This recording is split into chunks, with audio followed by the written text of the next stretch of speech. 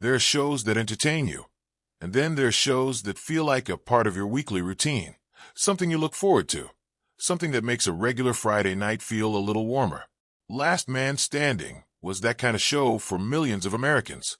It had Tim Allen back on television, doing what he does best, playing a lovably stubborn, politically outspoken family man navigating a household full of strong-willed women.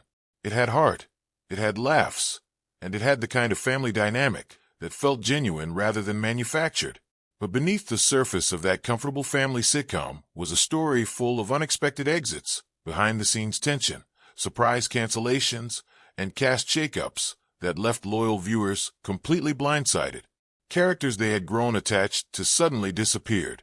Familiar faces were replaced by new ones, and the show itself was pulled off the air at the height of its popularity, only to be resurrected by a different network after one of the most passionate fan campaigns in recent television history. So what really happened? Why did so many of the main characters leave? Was it creative differences, political controversy, scheduling conflicts, or something else entirely? Today, we're going to walk through the full story of Last Man Standing, the departures, the cancellations, the comeback, and everything in between. Buckle up, because the truth is far more layered than most people realize. To understand why characters left Last Man Standing, you first have to understand how the show came together in the first place, and why Tim Allen almost never said yes to it. By 2011, Tim Allen had been away from weekly television for nearly a decade. He had built a successful film career, most notably through the Toy Story franchise, and he was selective about what he would do next. When offers came in, he evaluated them carefully. One of those offers came from CBS, reportedly worth $1 million per episode. He turned it down. That gives you some sense of how seriously Allen approached his return to TV. What finally convinced him to say yes to Last Man Standing was a combination of creative control and character appeal. The show's creator, John ABT, had developed the character of Mike Baxter as a rugged, traditionalist, outdoorsy man who worked for a sporting goods company and constantly found himself outnumbered by the progressive opinions of his wife and daughters. Allen saw something in that premise, not just a rehash of his old home improvement days, but something that reflected his own worldview more directly. Still, he said no 3 times before finally agreeing. The deal that sealed it gave him an executive producer credit alongside his starring role, meaning he would have genuine creative input into the direction of the show. That creative control would prove to be both a strength and a source of ongoing tension throughout the show's run. Allen's conservative political leanings were baked into Mike Baxter's character, and the show never shied away from that. When it premiered in October 2011, over 13 million viewers tuned in. For a Friday night comedy, a notoriously difficult time slot, those were extraordinary numbers. The show had found its audience immediately, and for 6 seasons it maintained strong viewership, regularly pulling in over 8 million viewers per episode, which makes what happened next all the more difficult to understand. The first significant cast change came at the end of Season 1, and it caught viewers completely off guard. Alexandra Krosny had played Kristen Baxter, the eldest of Mike's 3 daughters, throughout the entire first season. Kristen was a young single mother who had her son Boyd as a teenager and was still living at home with her parents, trying to balance waitressing with raising a child. Krosny brought genuine warmth and relatability to the role. Her chemistry with Tim Allen was natural, and her comedic timing gave Kristen a sharp, witty edge that viewers responded to positively. Then, before Season 2 began, ABC quietly announced that Krosny would not be returning. The official explanation offered was creative differences, which is the Hollywood equivalent of a closed door with no further comment. But those who followed the production closely understood that the real reasoning went a bit deeper. The show's producers had decided they wanted to take Kristen's character in a new direction. Rather than focusing on her story as a young, overwhelmed single mom, they wanted to age the character up, to present a more mature, more established Kristen who could engage with Mike's political and social opinions in a more substantive way. The kind of debates they envisioned for Kristen required a certain intellectual dynamic that they felt the new storytelling direction demanded. There was also a practical consideration that producers apparently found difficult to ignore. Even though Kristen was written as the oldest of the 3 Baxter daughters, Krosny was actually younger in real life than Molly Ephraim, who played the middle daughter Mandy. On screen, this created a visual inconsistency that the production team felt undermined the believability of the sibling dynamic.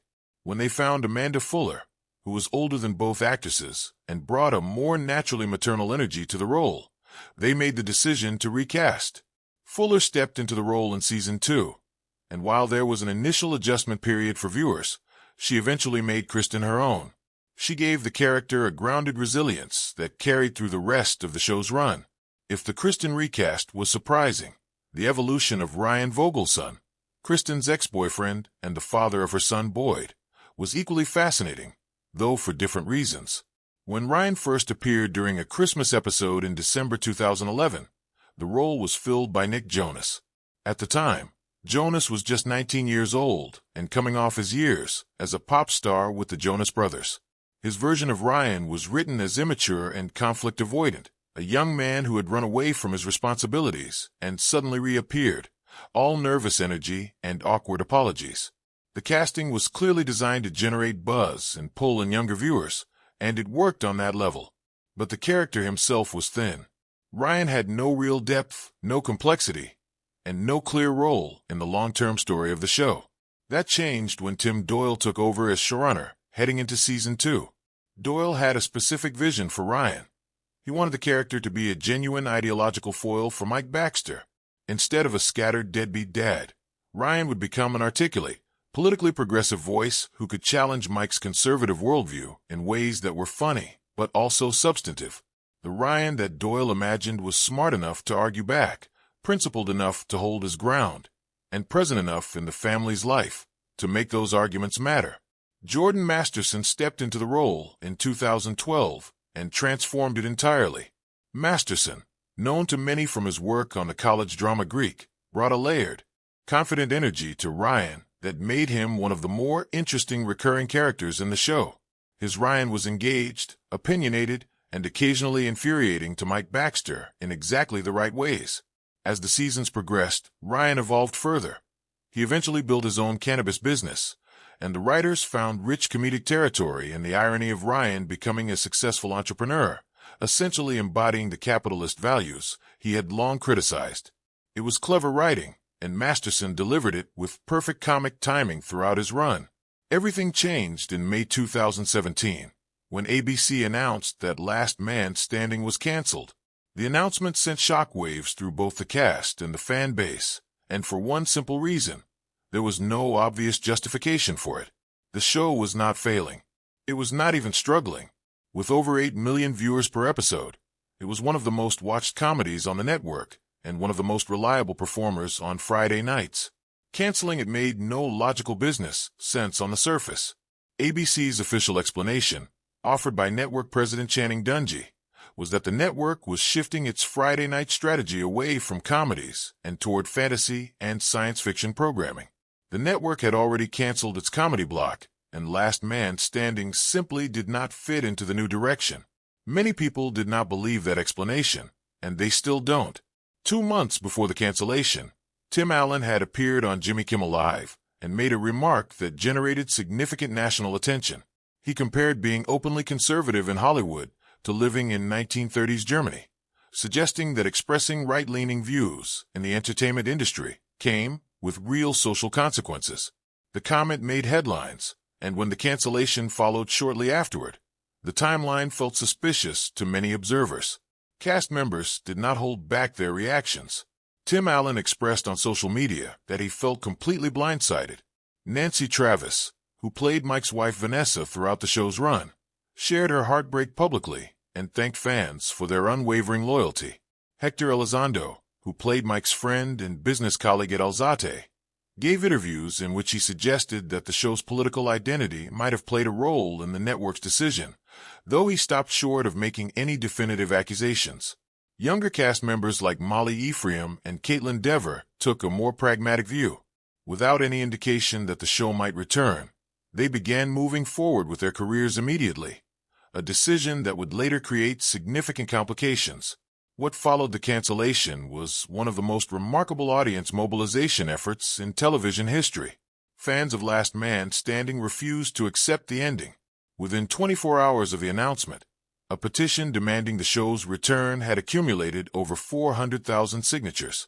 Social media was flooded with the hashtag #SaveLastManStanding, generating millions of posts. Some fans took things further, paying for billboards in Los Angeles and New York calling on ABC to reverse its decision, while others mailed toy tools to the network's offices as a symbolic nod to Mike Baxter's character. Even politicians weighed in.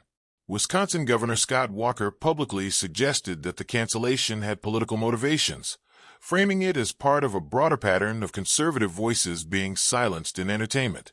Whether or not that characterization was accurate, it ensured that the story remained in the national conversation long after the initial announcement.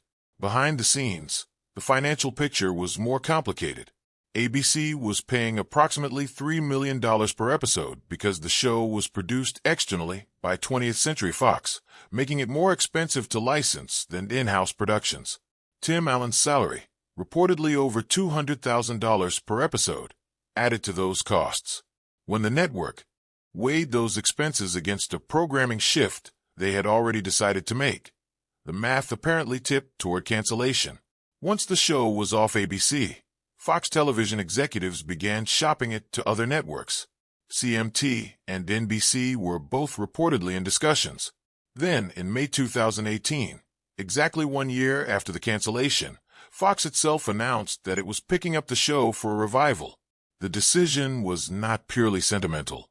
Fox had watched the revival of Roseanne on ABC generate massive ratings, and studio executives recognized that Last Man Standing had a similarly passionate and underserved audience.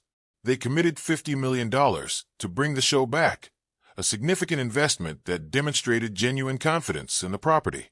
Bringing a canceled show back after a year is not a simple matter of flipping a switch. Cast members had moved on, contracts had expired, lives had changed, and in the case of Molly Ephraim, the timing of the revival made her return impossible. Ephraim had played Mandy Baxter for 6 seasons. Mandy was the middle daughter, fashion-obsessed, romantically dramatic, occasionally self-absorbed but fundamentally big-hearted. Ephraim had made the character one of the most consistently funny presences on the show, and her comedic instincts were a major part of what made Mandy so watchable. When the cancellation came in 2017, Ephraim did what any working actor would do. She found new work. She landed roles in projects including Brockmire with Hank Azaria and Halt and Catch Fire, both of which required significant commitment. When Fox announced the revival, those commitments were already locked in. Ephraim could not walk away from them, and the production timeline for Last Man Standing did not allow for a flexible schedule. She was simply unavailable, and there was no graceful way to work around it. The producers made the decision to recast, rather than write Mandy out of the show. They brought in Molly Ephraim's replacement Molly Mook, and from the beginning, they took an unusual approach. Rather than trying to make Mook resemble Ephraim or imitate her energy, they embraced the change openly. The show even acknowledged it with on-screen humor, leaning into the audience's awareness of the recast in a self-aware way. The internet response was not kind initially. Fans launched the hashtag #NotMyMandy and expressed their frustration loudly. Mook, to her significant credit, did not wilt under that pressure. She built her own version of Mandy from the ground up, focusing on the character's fashion ambitions and giving genuine emotional weight to storylines about her marriage to Kyle and her experiences with pregnancy. Over time, the audience began to see Mook not as a replacement for Ephraim, but as a performer bringing something genuinely new to a character they already cared about.